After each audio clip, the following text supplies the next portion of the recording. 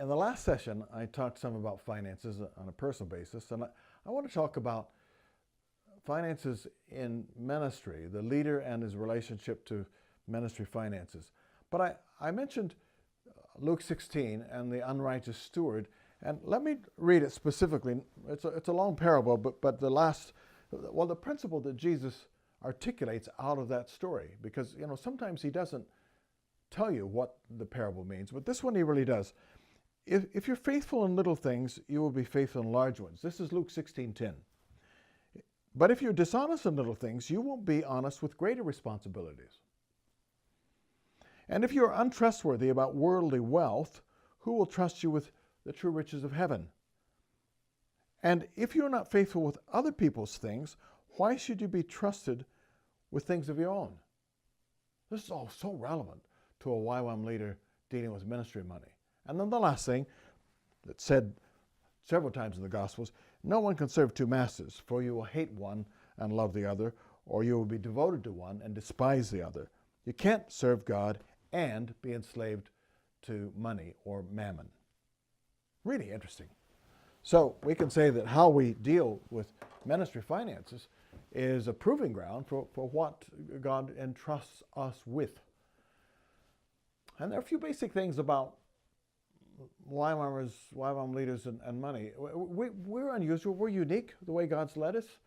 What other ministries do won't be the same for us and vice versa. But there are some foundational things about what makes YWAM ministries tick and work financially. One of those is a very clear separation between ministry money and personal money.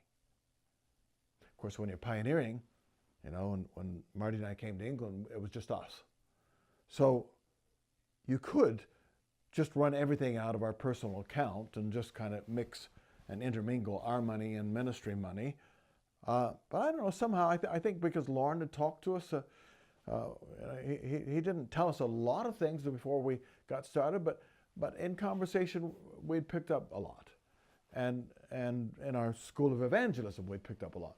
And one of those things that we knew, and I think Marty knew it from her time of being Lauren's secretary, we knew that any money that people gave to YWAM was not our money. And we should not use the YWAM money to subsidize our life. We kind of learned along the way, too, that any benefit that we might have from ministry money, everybody should share in. So we didn't create an environment where the leaders had certain privileges that nobody else had. That's not good leadership. It just somehow violates who we're called to be. We're on a level playing field when it comes to YWAMers. So even from the beginning, we had separate accounts for our personal money and the YWAM money. We did not eat out of the YWAM money. We paid our rent into the YWAM account, and then we paid the rent on that little house in Southeast London out of that account. We kept it separate. And again, Marty was really good at that, very, very principled, and we kept that clear. And I think that's one of the reasons for God's enormous blessing over the years on this ministry, where the properties, the assets, the things that he's provided for us are far more than we could have asked or thought. But that was not arbitrary. That was God looking at our stewardship and saying that he could trust us. There was another principle that we learned pretty early on, and that is that we were not good at fundraising. I don't know if we are now. I don't think so. I'm not saying everybody's called this way, but we found that when we just got on with evangelism and training and mercy ministries, that we met people who began to be our biggest supporters. We did not do the normal thing that fundraisers teach you to do, to go out and find people with wealth and to evaluate their wealth and work out how much you can ask them for and all that. I'm not saying all that's wrong, although I suspect it is, but it has to be done carefully or it becomes something that's far too human-centered, far too much of our own energies.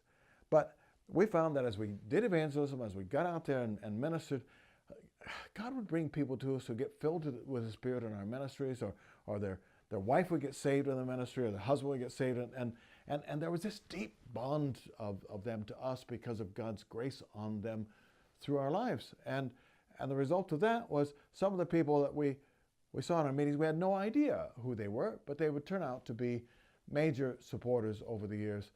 And I remember one of them giving again. The couple, they'd given and given and given, and they'd helped us buy our first training center, Homestead Manor, and they continued to give over the years. And we went back to them, and they'd invited us to come to their home for the weekend, and we went to say thank you again for the umpteenth time for their giving.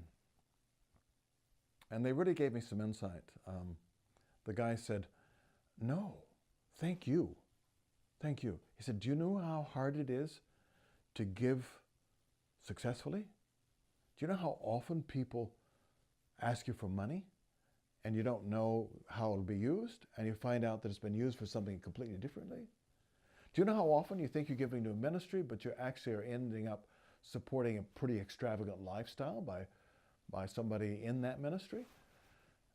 Do you know how rare it is to find people who use the money you give for exactly what you gave it for, and they use it really efficiently? They don't waste it on anything else, on lifestyle." He said, "Thank you." And I thought, oh yeah, it really is body of Christ. Their gifts really do complement ours, and ours really do complement theirs. And even now, I've met more people who have giving potential, and I realize they're not donors.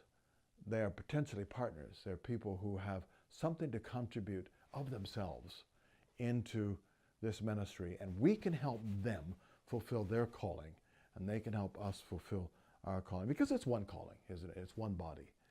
So I think that commitment to keep separate accounts of personal and ministry, and then be really accountable on both, and to involve people in that ministry so they feel partners. These are some of the keys to God raising up people who will be with you for a lifetime. And those kind of friendships are just better than silver and gold.